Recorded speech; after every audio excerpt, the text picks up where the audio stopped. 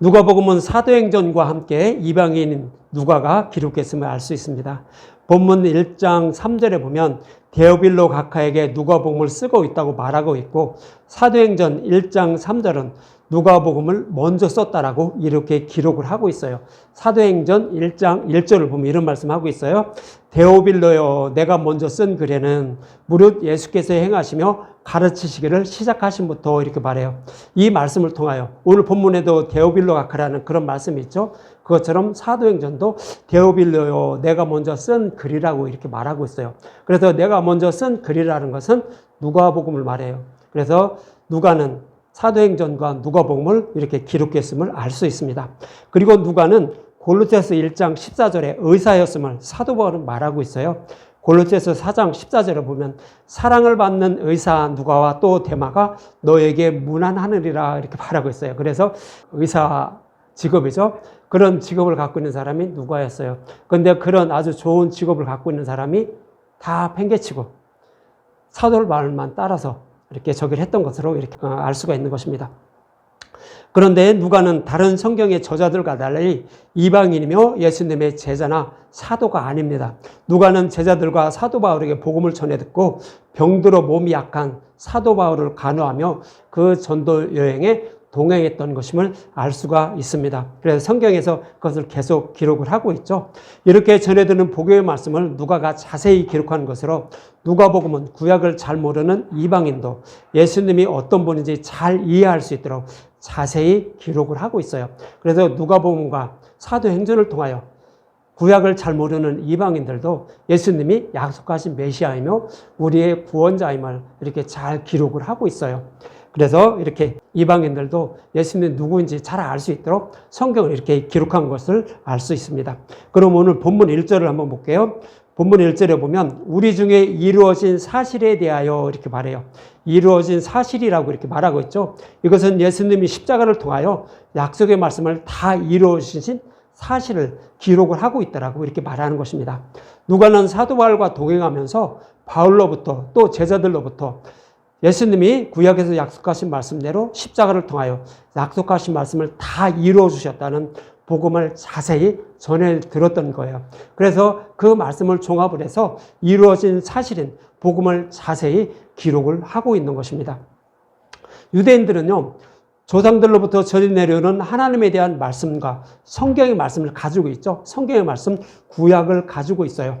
그래서 하나님이 어떤 분인지 어느 정도만 얘기를 해줘도 예수님이 어떤 분인지 알 수가 있어요. 그러나 이방인들은 그렇지가 않죠. 이방인들은 하나님이 어떤 분인지, 예수님이 어떤 분인지 알려면 어떻게 해야 될까요? 역사적인 사실 또는 과학적인 근거를 대야 돼요. 그래야 이방인들은 예수님이 살아계신 하나님임을, 메시아임을 알 수가 있었던 거예요.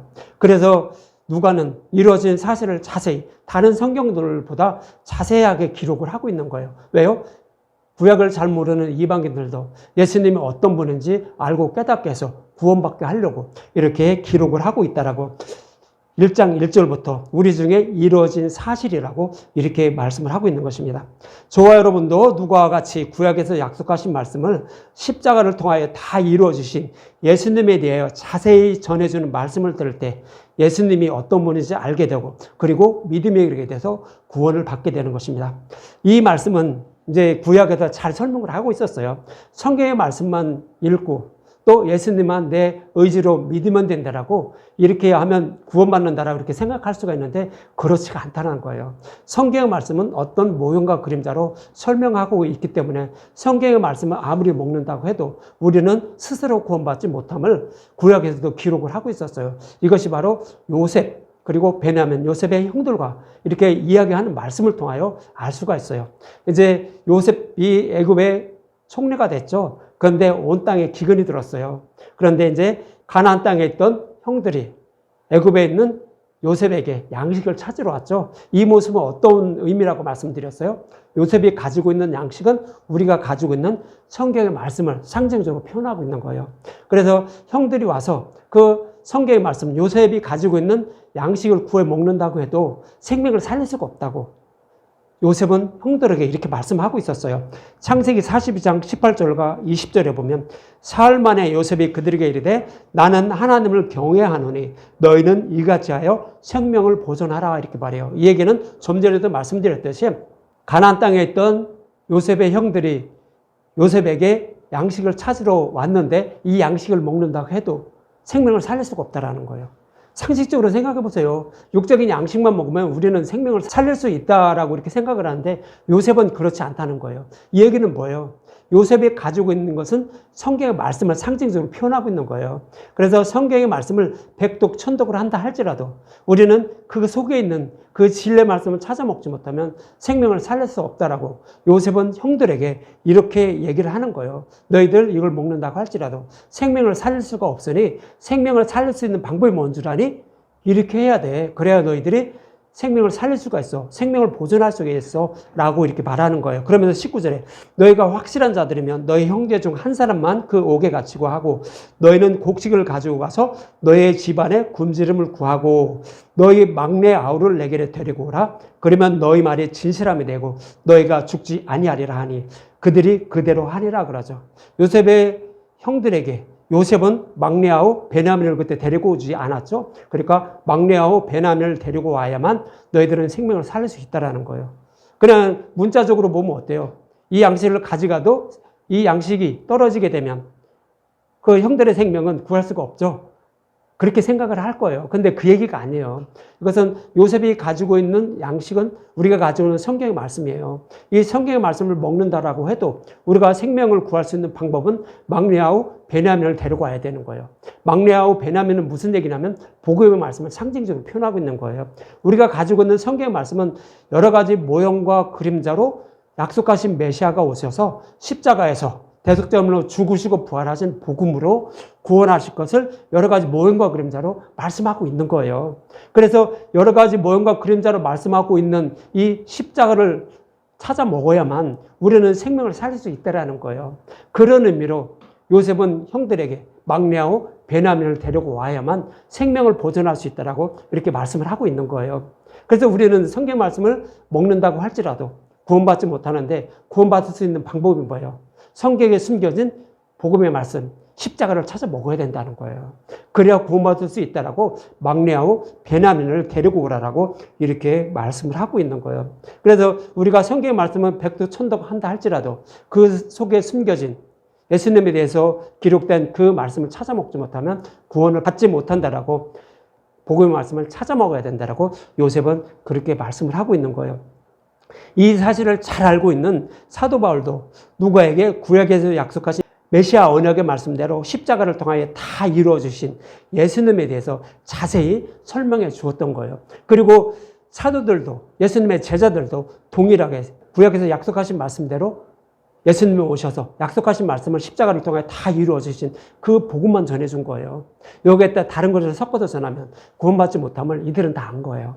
그래서 그것만 전해준 거예요. 그래서 저는 구약을 다 뭐로 풀어서 여러분들에게 전해줘요? 다 십자가로 풀어서 여러분들에게 전해주잖아요. 그 말씀을 먹어야만 여러분들이 구원을 받을 수 있는 거예요. 그래서 그렇게 제자들도 사도들도 그렇게 복음의 말씀만 전했고 누가도 그 말씀만 들음으로 그것을 이제 종합해서 자세하게 예수님에 대해서 기록을 하고 있다라고 오늘 본문에서 말씀을 하고 있는 것입니다. 그럼 사도행전 1장 1절에서 5절을 먼저 볼게요. 그럼 사도행전 1장 1절에서 5절에 보면 이런 말씀을 하고 있어요. 1절과 2절부터 보면 데오빌로요 내가 먼저 쓴 글에는 먼저 쓴 것은 누가복음을 말해요. 무릇 예수께서 행하시며 가르치시기를 시작하심부터 그가 택하신 사도들에게 성령으로 명하시고 승천하신 날까지의 일을 기록하였느니라 그러죠. 누가복음을 기록한 것은 뭐에서 뭐까지 기록했다고요? 약속하신 말씀대로 예수님 오셔서 예수님 오신 그때부터 부활 승천하시는 그 날까지 이렇게 기록을 했다라고 이렇게 말씀을 하고 있는 거예요. 근데 여기에서 데오빌로는요, 당시에 로마의 고위 관료였을 것으로 추정을 하고 있어요. 그래서 이 로마의 고위 관료였는데 이 사람이 사도들이 전한, 사도 바울이 전한 그 복음의 말씀을 듣고 예수님을 영접한 거예요. 그에게 이제 이렇게 서신서를 써서 보내는 것이 누가복음과 사도행전이었어요. 그래서 그 예수님을 영접한 자에게 예수님이 어떤 분인지 잘 자세히 알고 믿음에 이르게 해서 구원받게 하려고 이렇게 썼다라고 이렇게 말씀을 하고 있는 것입니다. 여기서 데오빌로라는 이름은요, 하나님이라는 뜻을 가진 데오스라는 단어와 사랑하는 사람의 뜻을 가진 빌로스라는 단어가 합해진 거예요. 합성어예요. 그래서 데오빌로스라는 그런 단어인데 이것은 하나님이 사랑하는 자에게 편지를 쓴다라고 이렇게 말씀을 하고 있는 거예요. 그러면 하나님이 사랑하는 자는 누구예요? 교회인 저와 여러분들을 말하는 거예요. 저와 여러분들에게 하나님이 어떤 분인지, 예수님이 어떤 분인지 자세히 전해줘서 구원받게 하려고 누가복음과 사도행전을 기록을 했다라고 이렇게 말씀을 하고 있는 것입니다. 이렇게 예수님이 십자가에서 죽으시고 부활하신 증거를 제자들에게 보여주셨다고 이어지는 3절과 4절은 이렇게 말하고 있습니다. 3절과 4절을 보면 그가 고난 받으신 후에 또한 그들에게 확실한 많은 증거로 친히 살아계심을 나타내사 40일 동안 그들에게 보이시며 하나님 나라의 일을 말씀하시니라. 그러니까 예수님이 죽으시고 부활하셔서 승천하기까지 부활하신 다음에 40일을 제자들에게 이렇게 보여주시고 또 만져보게 하시고, 확실히 예수님이 십자가에서 죽으셨지만 생명으로 부활하셨다는 그 증거로 예수님은 40일 동안 제자들에게 이렇게 나타나시면서 또 말씀도 해주시고 친히 또 만져보게 하시고 이렇게 증거를 보여주셨다라고 이렇게 말씀하고 있는 거예요. 그러면서 4절에 보면 사도와 함께 모이사 그들에게 분부하여 이르시되 예루살렘을 떠나지 말고 내게서 들은 바 아버지께서 약속하신 것을 기다리라 그래요. 아버지께서 약속하신 것은 뭐예요? 구약에서도 이미 예수님이 죽으시고 부활하셔서 성령이 오실 것을 말씀하고 있었어요. 그래서 약속하신 그 성령 오실 때까지 기다리라라고 이렇게 말씀을 하고 있는 거예요. 그래서 성령이 오셔야만 제자들이 지금까지 예수님으로부터 복의 말씀을 자세히 전해 들었어요. 근데 사람 스스로는요, 전해 들은 복의 말씀을 깨달아 믿을 수가 없어요. 다시 말씀드리면 진리가 무엇인지 알지 못한다고요. 믿음에 이르지 못하고 또 제자들도 진리가 무엇인지 알지 못한다고요. 아무리 복의 말씀을 듣는다고 할지라도 스스로의 소견으로는 그것을 스스로의 소견에 해석해버려요. 아무리 좋은 말씀을 듣는다고 하더라도, 진리의 말씀을 듣는다고 하더라도. 그래서 성령이 오셔야만 진리가 무엇인지 알고 깨닫게 하셔요. 그때까지 기다리라라고 이렇게 말씀을 하고 있는 거예요. 그래서 누가복음 24장 49절에도 이렇게 말씀하고 있었어요. 누가복음 24장 49절. 볼지어다 내가 아버지께서 약속한 것을 너에게 보내리니 너희는 위로부터 능력을 입혀질 때까지 이 성에 머물라 하시니라 그러죠. 그렇죠. 예수님이 죽으시고 부활하셔서 승천하시면서 제자들에게 말씀하고 있는 거예요. 아버지께서 약속하신 것이 오셔서 능력을 너에게 입혀주실 때까지 이 성에서 기다리라는 거예요. 무슨 얘기예요? 예수님이 죽으시고 부활 승천한다 할지라도 성령이 오시기 전에는 우리가 진리가 무엇인지 알지 못해요. 그래서 복음을 전하게 되면 다른 복음을 전하게 된다고요. 그래서 아무도 구원받지 못한다는 거예요. 구원에 이르지 못한다는 거예요. 그래서 진리의 말씀만 전할 수 있도록 성령이 오실 때까지, 그래서 능력을 입혀주실 때까지, 그러니까 복음의 말씀을 깨달아 믿게 하실 때까지 복음을 전하러 떠나지 말고 기다리라라고 이렇게 말씀을 하고 있었던 거예요. 그런데 이 말씀은요, 이미 구약에서 모세오경, 즉 레위기에서 다 말씀을 하고 있었어요. 레위기 23장 15절에서 17절까지 보면 이런 말씀하고 있었어요. 15절부터 보면 안식일 이튿날 곧 너희가 요제로 곡식단을 가져온 날부터 세어서 7 안식일에 수요를 채우고 그러죠. 안식일 이튿날은 뭐예요? 안식일 전날 예수님이 십자가에서 죽으셔요. 그리고 그 안식일 날은 예수님이 우리가 받을 지옥불의 고통까지 받으셔요. 그 음보에 내려가시죠. 그리고 나서 안식일 이튿날 새벽에 예수님은 부활하셔요. 그러니까 예수님이 죽으시고 부활하신 날 곧 너희가 요제로 곡식단을 가져온 날부터, 요제는 뭐죠 여러분들? 요제는 처음에 그 곡식단 한 단을 높이 들어서 여호와께 흔들어 드리는 거예요. 그래서 높이 들어서 흔든다는 건 뭐예요? 예수님 십자가에 높이 달린 것은, 가만히 이렇게 높이 들어 올리는 것은 예수님 십자가에서 죽으시는 거예요. 그런데 흔드는 건 뭐예요? 죽으신 예수님이 살아있는 모습이에요. 그것이 요제로 곡식단을 흔든다라고 이렇게 말하는 거예요. 이것은 이제 고린도서 15장 20절은 예수님이 부활하셨다라고 이렇게 말씀을 하고 있죠. 그 말씀을 하고 있는데 가져온 날부터 세어서 7 안식일을 수요를 채우고 그래요. 그러니까 예수님이 죽으시고 부활하신 다음에 7 안식일을 채우라는 거예요. 7주를 지나게 하라는 거예요. 그러면 7주 49가 되겠죠. 49일이 지난 거예요. 그러면 16절에 보면 7 안식일 이튿날 그러죠. 일곱 안식일 이튿날까지 하면 어떻게 돼요? 49일 플러스 1일 하면 50일이 되겠죠. 합하여 50일을 계수하여 새 소제를 여호와께 드리되 그러는 거예요. 새 소제를 드리라는 거예요. 이스라엘 백성들이 그동안 여호와께 제사를 안 드렸나요? 근데 50일이 지나면 새로운 제사를 드리게 된다고 이렇게 말씀하는 것이 새 소제를 드리되 이렇게 말씀을 하고 있는 거예요. 그러면 새 소제를 드린다는 것은 뭐예요? 그동안에는 이스라엘 백성들이 예수님이 죽으시고 부활 승천하셔서 성령이 오시기 전까지는 뭘로 드렸다는 거예요? 율법의 행위로 하나님께 예배를 드렸다는 거예요. 그런데 이제 성령 오심으로 어떻게 된다고요? 새로운 제사를 드리게 된다는 거예요. 새로운 제사를 드리게 된다는 건 뭐예요? 복음으로 여호와께 예배를 드리게 된다는 거예요. 성령의 인도함을 받아서 어디에서나 아무 데서나 여호와께 예배를 드리는 날이 올 것임을 이렇게 50일을 계수하여 성령 오시게 되면 새 소제를 여호와께 드린다라고 이렇게 말씀을 하고 있는 거예요. 그래서 예수님이 부활 승천하셔서 성령이 오시기 전까지는 율법의 행위로 하나님께 제사를 드렸지만 그 이유는 이제 복음으로 하나님께 예배를 드릴 것임을 이렇게 레위기에서도 이미 말씀을 하고 있었던 거예요. 그래서 이렇게 성령 오실 때까지 너희들 기다리고 있어 라고 이렇게 말씀을 하고 있는 것입니다. 그러면서 17절에 보면 그럼 이렇게 여호와께 복음으로 예배를 드리게 되는데 어떻게 드리게 되는지 17절에 보면 너희 처소에서 10분의 2 에버로 만든 떡 2개를 가져다가 흔들지니 이는 고운 가루에 누룩을 넣어서 구운 것이요 이는 첫 요제로 여호와께 드리는 것이며 그러죠. 여기서 10분의 2 에버는 뭐예요? 10분의 1은 11조 대신 예수님을 말해요. 우리의 모든 죄를 다 짊어지시고 우리를 대표해서 십자가에서 하나님의 진노의 심판과 지옥불의 심판을 다 받으신 것이 뭐예요? 10분의 1, 11조예요.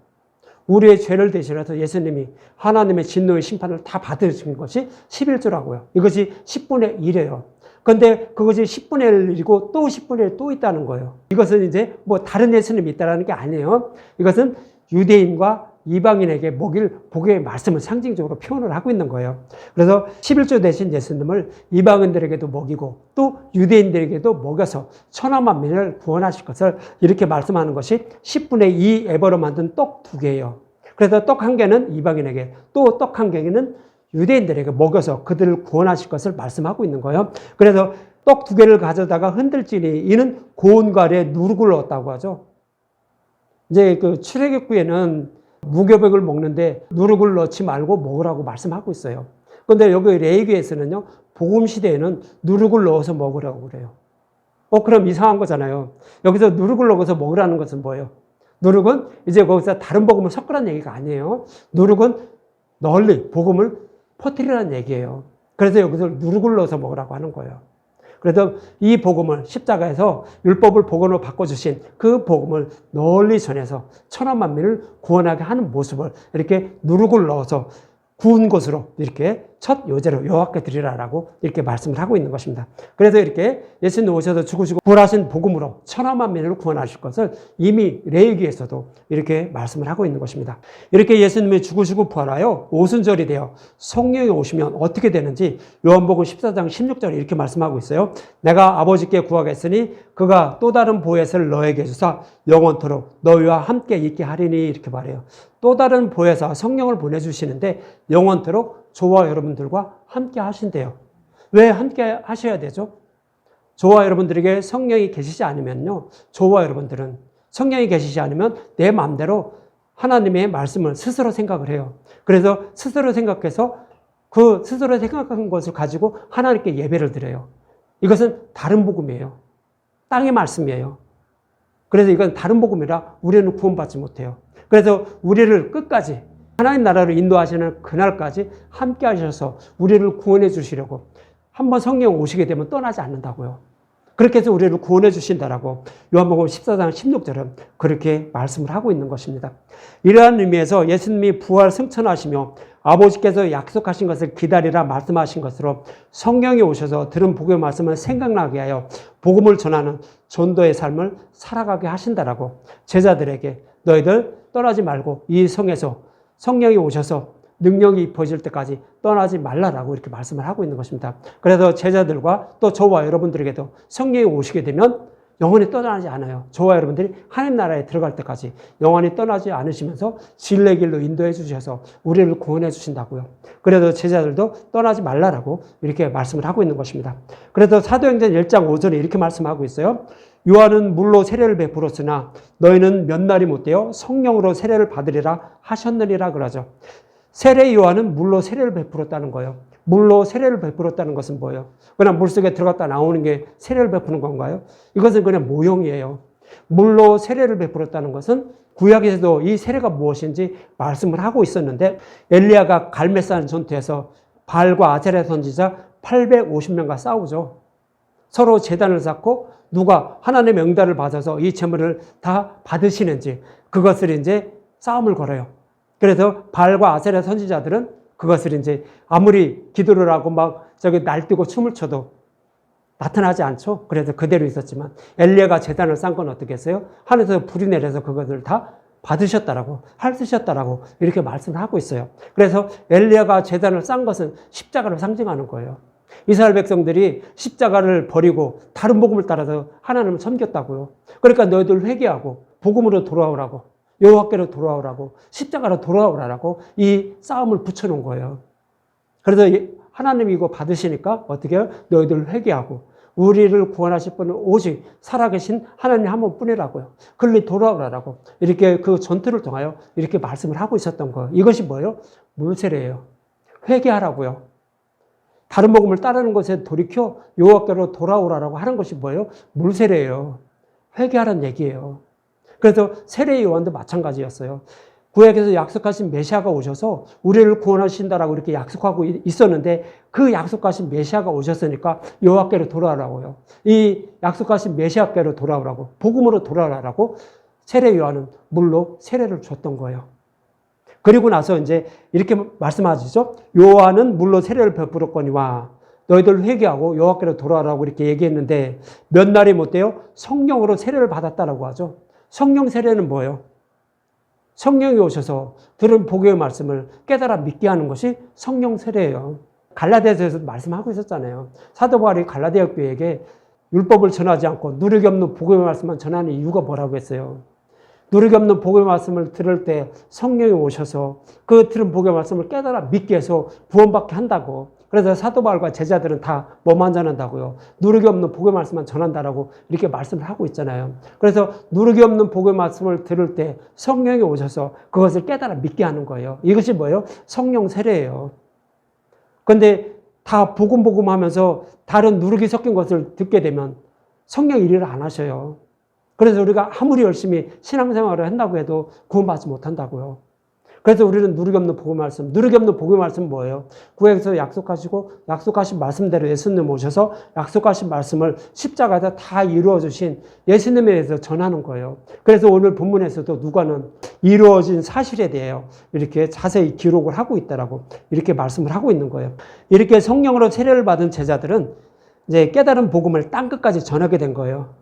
제자들도 어떻게 됐어요? 예수님이 구약에서 약속하신 말씀대로 나는 와서 이제 십자가에서 죽으시고 부활할 것이다라고 이 복음의 말씀을 제자들에게 자세히 전해졌잖아요. 그런데 이렇게 전해드린 복음의 말씀도 성령이 오셔야만 깨달아 믿게 된다고요. 그래서 성령이 오시면 너희들도 이제 권능에 힘입어서 복음의 말씀 깨달아 믿게 돼서 복음을 전하게 된다라고 이렇게 말씀을 하고 있는 거죠. 그래서 제자들은 깨달은 복음을 땅끝까지 전하게 되는 거죠. 어떻게? 복음의 말씀을 들었지만 이제 성령이 오시게 되므로 복음의 말씀을 깨달아 믿게 돼서 땅끝까지 복음을 전하게 되는 것으로 구약에 기록된 말씀대로 이제 다 이루어지는 거예요. 어떻게 이루어지죠? 레위기 25장에서 말씀하고 있었죠. 성령 시대에 어떻게 돼서 성령 오시게 되면 우리는 땅끝까지 복음을 전하게 된다라고요.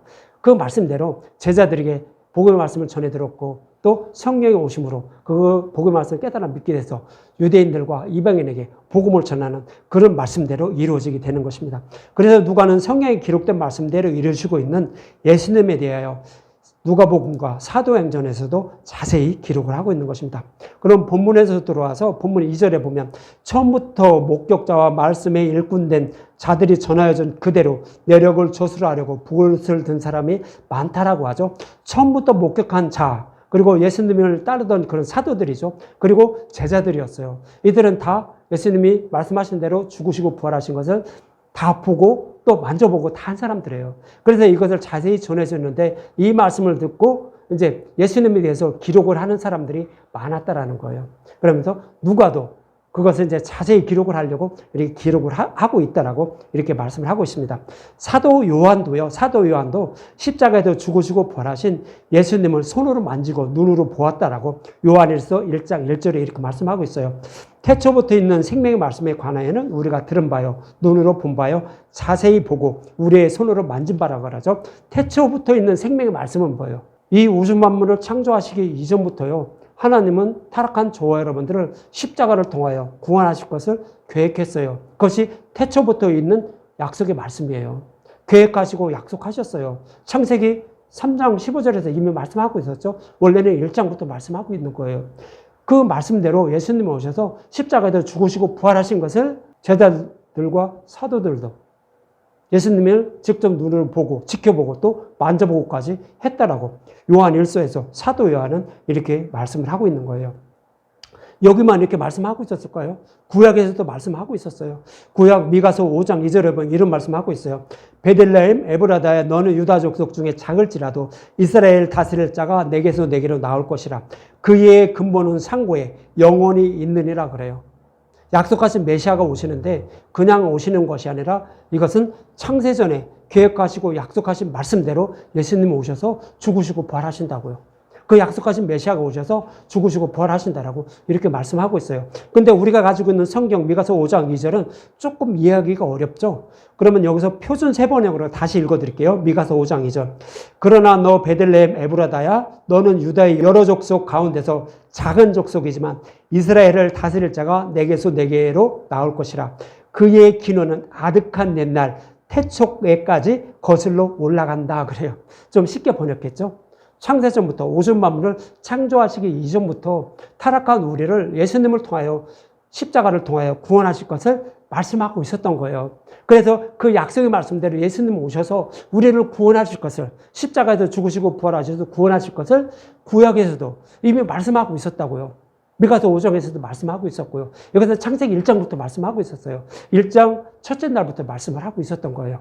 근데 모형과 그림자로 말씀하고 있었기 때문에 그것을 이해하기가 어려웠죠. 그래서 이러한 의미로 요한일서에서는 태초부터 있는 생명의 말씀이라고 말씀을 하고 있고 미가서는 그의 근본은 상고에 영원히 있다라고 태초에 있다라고 이렇게 말씀을 하고 있는 것입니다. 그래서 사도 요한은요, 요한복음 1장 1절에서도 이렇게 말씀하고 있었어요. 태초에 말씀이 계시니라 그래요. 태초의 말씀은 누구를 말하는 거예요? 하나님, 예수님을 상징적으로 표현하고 있는 거예요. 예수님이 말씀으로만 계셔요. 우리 눈으로 보이지가 않아요. 말씀으로만 약속하시고 약속하신 말씀대로 육신의 몸을 입고 예수님 오셔서 십자가에서 약속하신 말씀을 다 이루어 주셨어요. 그것을 이루어 주신 것이 뭐예요? 구약에서 약속하신 말씀 십자가에서 다 이루어 주신 내용을 이스라엘 역사를 통하여 기록을 한 거예요. 이것이 성경의 말씀이에요. 이것은 무슨 사람이 그냥 지혜를 얻어서 그냥 이렇게 쓴 게 아니에요.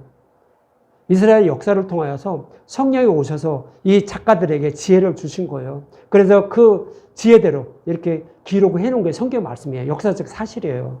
그래서 예수님이 살아계신 걸 알고 깨닫게 해서 구원해 내시려고 이렇게 성경을 기록한 거예요. 그래서 태초에 말씀이 계시니라. 태초부터 십자가를 통하여 우리를 구원하실 것을 말씀하고 있었다는 거예요. 이 말씀이 하나님과 함께 계셨으니 이 말씀은 곧 하나님이시라고 하는 거예요. 하나님이 약속하시고 하나님이 그 약속의 말씀을 십자가를 통하여 다 이루어 주셨다라고 이렇게 말씀을 하고 있는 것입니다.